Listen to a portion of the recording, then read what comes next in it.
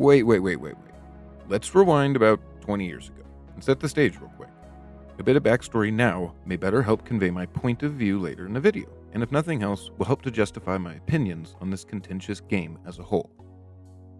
I first picked up Magic the Gathering way back when I was around 12 years old, sometime in the fall of 2004. I saw an interesting starter deck, which, in retrospect, I believe was Sunburst from the Mirrodin block, at Walmart for around $10, and decided to spend my allowance on it. Once I actually had the deck and learned how to play, my next stop was to play with some family members who, at the time, also had their own cards. By the time I actually made it out to their house, which was out of town, I had also picked up the Spiritbane theme deck from Champions of Kamigawa, and it quickly became my preferred deck. Fast forward a few years' time, during which many living room floor games of Magic had taken place, to a point where I felt comfortable enough to go to a Friday night Magic event at a small local game shop. I was invited by a friend from school who had been involved with the local Magic scene for several years at that point, and was quite familiar with how the game was actually meant to be played. Both the family member that went and I had never actually been taught about a lot of the more nuanced interactions and rules of Magic, and, understandably, experienced enough culture shock upon learning of them that we both distanced ourselves from the game afterwards. Magic was thereafter entirely overshadowed by other games, both physical and virtual, that outcompeted it for my teenage self's then limited time and quickly changing interests. My favorite deck, essentially a pile of red and blue cards, still in the complimentary sleeves I received from the kind shop owner that night of the Friday Night Magic, sat alongside the rest of my collection, collecting dust in an old baby wipe container, tucked away deep in my closet. It wasn't until moving out of my first apartment that I stumbled back across them, briefly enjoyed some nostalgia, then determined that I didn't have the time or desire to get back into Magic, and sold them to a work friend of my then roommate, thus closing out the first of many chapters of my long and complicated history with this game.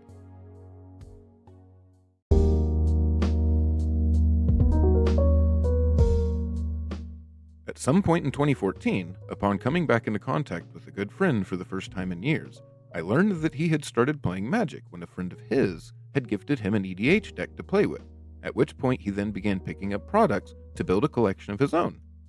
We played with this collection on a multitude of occasions, all the while I was gaining understanding in how the game was actually supposed to be played, which finally culminated in purchasing a new product in a line that had just recently shown up. I had already by that point been gravitating towards blue strategies, so choosing the Teferi Temporal Archmage was an easy choice. I love time travel media in general, and controlling a lot of aspects in the game, so it was a flavor and mechanical win in my eyes. First it was the Precon deck, then came the upgrades in store, followed by another deck, then upgrades for that deck, continued by pack purchases and box openings, eventually leading to a merger of my friend and I's collections, enriching us both in the long run. Next thing I knew, I was buying hundreds of dollars in product and going to multiple events per set, keeping current on card reveals and leaks, and perusing all the shops in my city in search of good deals on cards at a point prior to online market prices being as ubiquitous as they are now. It wasn't long until Magic had not only secured itself a spot as one of my favorite hobbies, but was quickly becoming one of my only hobbies, something that I didn't actually want, as I've always had various things that catch my interest to varying degrees. My free time slowly became dominated by the ever-quickening cycles of releases, always craning my neck to see how a new card or mechanic could be abused by one of my existing deck's strategies. I began playing Arena based on a friend's recommendation, shortly after the beta ended, as I craved Magic every night. I had weekly Commander nights at my house, along with the occasional LGS Commander event.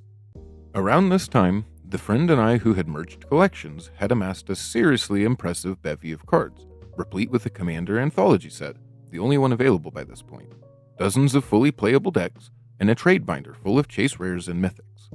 It's a fair assumption to make that had things not changed, Magic would likely still be the focal point of my hobby time to this day. Oh boy, did things change, though.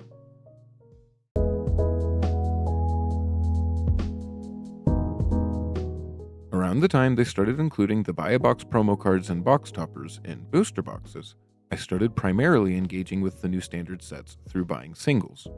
I still picked up most of the Commander products at this point, and the occasional Masters set booster, but even those purchases felt harder and harder to justify, as they never really offered anything I didn't already have or even wanted to begin with. The bulk of my time was spent playing in person with my group or online on Arena. Then I moved a couple thousand miles away from my playgroup, and as a result, had nobody to play with. Sure, there were local shops around, and the people there were friendly enough, but it was just difficult adjusting to the days and times they ran events, and even harder to consistently find the time to maintain a commander night with a local group again.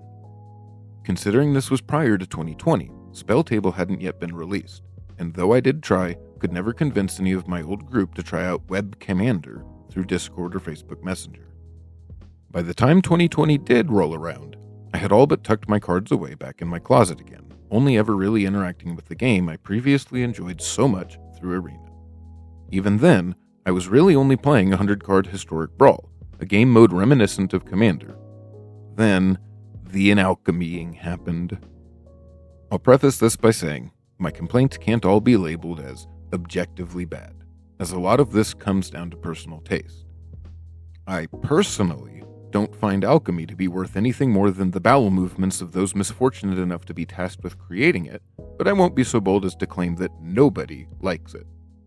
I can't say that nobody liked the fact that it became coupled with Historic, the non-rotating format that was created on Arena to give as close of an experience to tabletop as possible. I can't even say that nobody likes the depths of anti-consumerism that WotC will plunge through the microtransactions in Arena just to make an extra buck for Hasbro. I, however, will gladly say that these are some of the reasons that I won't touch Arena again, at least until some sort of 4-player Commander game mode gets added, at which point I'll likely pick it back up, just in time to drop it again when alchemy invariably becomes coupled with it, too. After discovering just how much I hated alchemy, and just how much it ruined the game modes I played in Arena, I briefly peeked back into physical Magic to see how it was going. Mechanically unique secret layers had sprung into being by then, quite the departure from the initial premise. Always before, these premium products were relegated to tokens and reprints with alternate arts or card frames, but WotC had, essentially, opened Pandora's box by printing the now infamous The Walking Dead secret layer. Due to this controversial product selling well above predictions, and despite the protests of more entrenched fans, WotC learned that not only were mechanically unique, limited time availability cards on the table after all, they'd soon learned that they were the most desired product they'd ever create. Being one of those entrenched fans unhappy with the decisions made by WotC, and to a lesser extent the community as a whole, I withdrew myself from the hobby, content that I had found an opportunity to leave where I still felt I had gotten more out of the hobby than money I had put in. I just kinda lost hope that there would ever be a product released again that felt good to buy. It was like all the goodwill that WotC had earned from me, and no doubt countless others, was put up as collateral in a gamble to appeal to the widest possible audience. By having created a net wide enough to capture a customer base the size their shareholders desired, they unwittingly left gaps large enough to allow a lot of the smaller fish that used to sustain them to escape. Well, except for those deluded enough to chase the net once it passes over them, desperate to prove that they, too, are big fish worthy of being caught.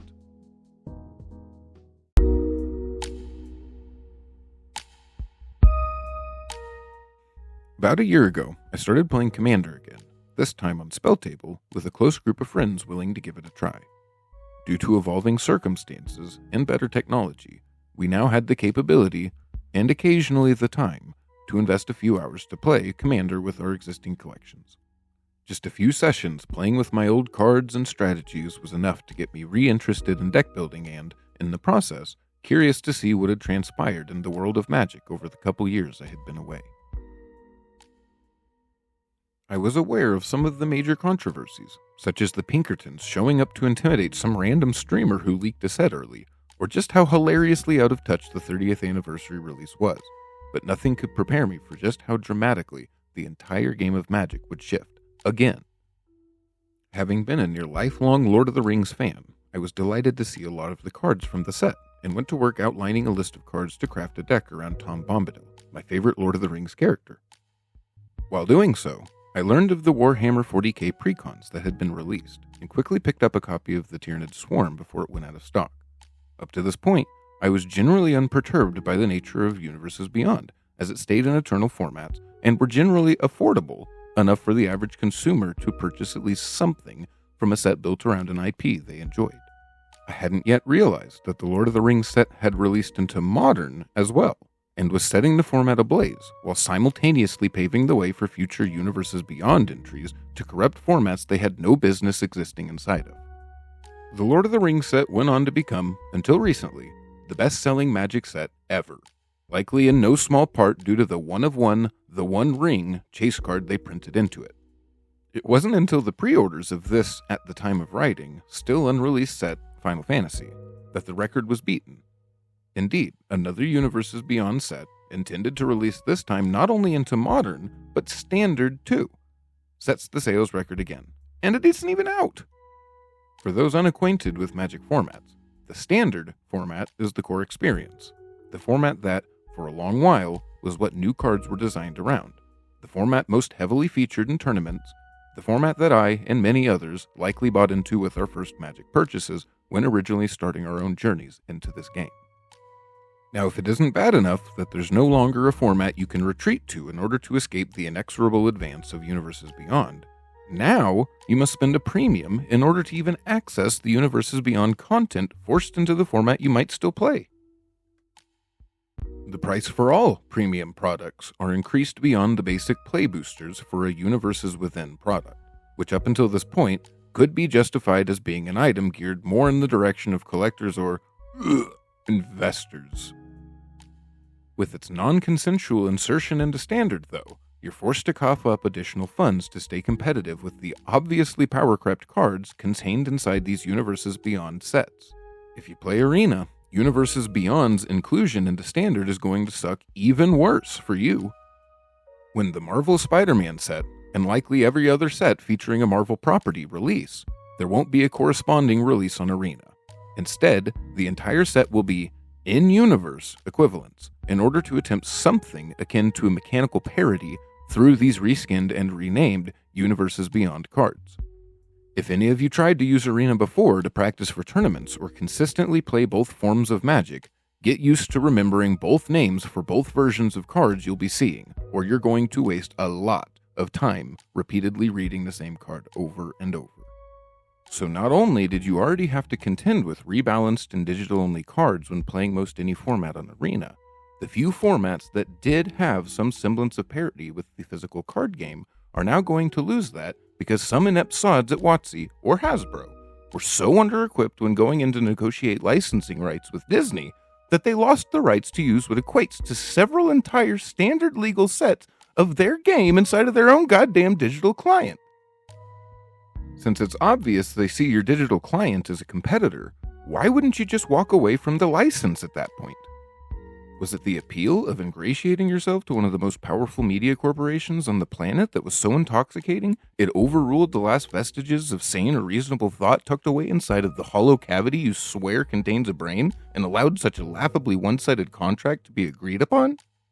It's genuinely appalling to me that not only has this deal already been made, but there's enough people out there willing to buy it in both forms and subsequently defend it that the people in charge of this atrocity will never understand the mistakes they're making until it's too late.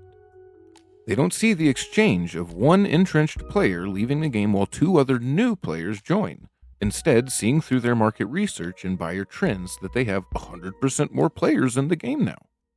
That one entrenched player had likely been around for dozens of set releases and spent a not insignificant amount of money over the course of their time within the community.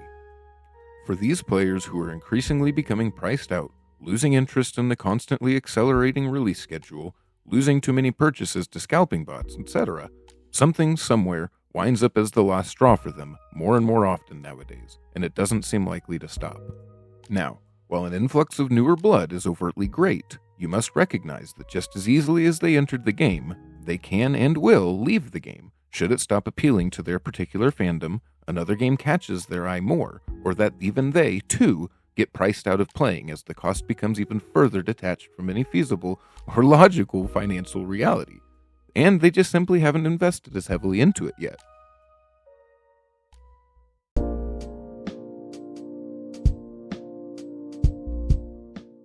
While we may be seeing record profits from WotC for now, I suspect that a large part of this is due to there still being a lot of their initial fan base willing to hold their nose until the stench passes in hopes they can get back to playing the game that hooked them in the first place. The deeper universes beyond seeps into every fold of the game. I suspect the quicker we wind up with formats designed around their absence by the fans who still want to play Magic but tire of doing so with one hand on their nose. If and when these formats become popular, WotC will be forced to address them, much in the same way they had to with Commander. The only option they would have to keep control of them would be to adopt them as official formats, resultingly acknowledging the desire from players for at least some Magic to be without universes beyond.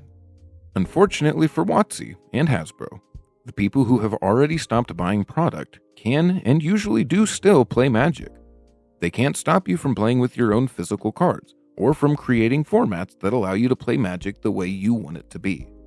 This cornucopia of player-made formats can be found in a variety of places like your local game store, online forums where Magic is discussed, and even tucked away within your friends' brains. So pull up your favorite web browser, drive to your favorite local game store, or crack open a boy with the cold ones and see how you can enjoy the cards you already own, but better.